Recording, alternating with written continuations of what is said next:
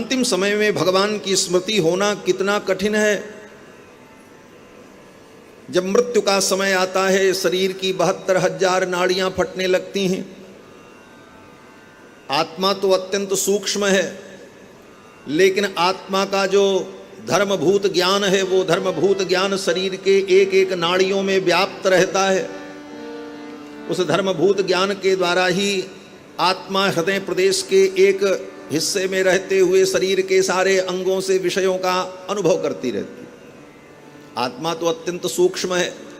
बालाग्र सतभागस्य सतधा कल्पितस्य च, बाल की नोक का अग्रभाग, बाल की नोक, उसके 100 टुकड़े, फिर उस एक टुकड़े के 100 टुकड़े करो। जितना सूक्ष्म होगा उतनी सूक्ष्म आत्मा। और वो कहाँ? बोले हृदय प्रदेश में।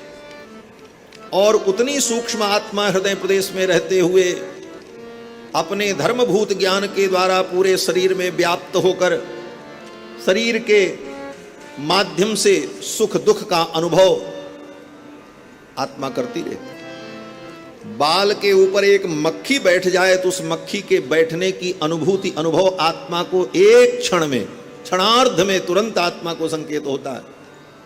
आत्मा तो हृदय प्रदेश में, लेकिन अपने धर्मभूत ज्ञान के द्वारा आत्मा को इन विषयों का अनुभव होता रहता है। जब शरीर छूटने का समय आता है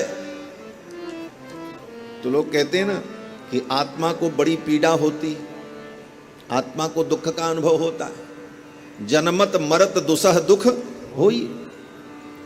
बोले क्या दुख? इतनी सूक्ष्म आत्मा शरीर के किसी रोम छिद्र से निकल जाए। इतनी सूक्ष्म आत्मा को शरीर से निकलने के लिए कोई कठिनाई तो नहीं होनी चाहिए,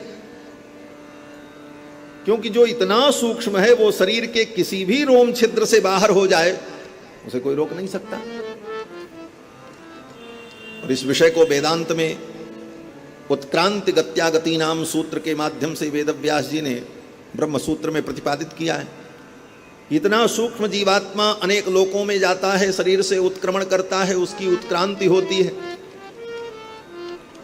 तो शरीर के किसी रोम छिद्र से वो आत्मा निकल जाए, उसे कोई पीड़ा नहीं होनी चाहिए। तो कहते नहीं, आत्मा तो अत्यंत सूक्ष्म है, लेकिन पीड़ा माने दुख, और जो सुख है जिसको हम सुख कहते हैं, आनंद कहते हैं, वो सुख और दुख दोनों अनुभवात्मक। सुख और दुख ज्ञानात्मक है, इसका ज्ञान होता है आत्मा। सुख कोई ऐसी अलग वस्तु नहीं है, दुख कोई अलग वस्तु नहीं, अपितु दुख सुख का अनुभव ज्ञान आत्मा को होता है। और वो सूक्ष्म आत्मा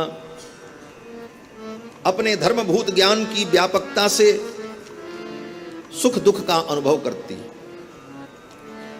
अब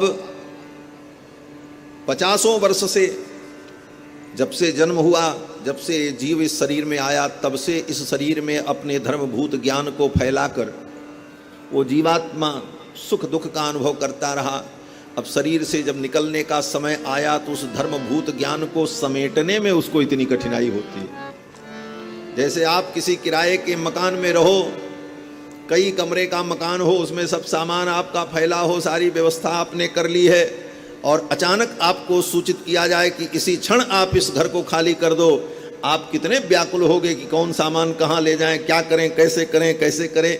आदमी परेशान हो जाए। उसी प्रकार आत्मा का जब उत्क्रमण होता है तो इस शरीर में वर्षों से जो उसकी व्याप्ति थी, अपने ज्ञान के द्वारा इसे अपना मान करके इसके माध्यम से सुख दुख का अनुभव करता था, उस आत्मा को अपने ज्ञान का संवरण करने में इतनी कठिनाई होती है। इसी दुख का वर्णन किया गया है, जन्मत मरत दुसह दुख होई।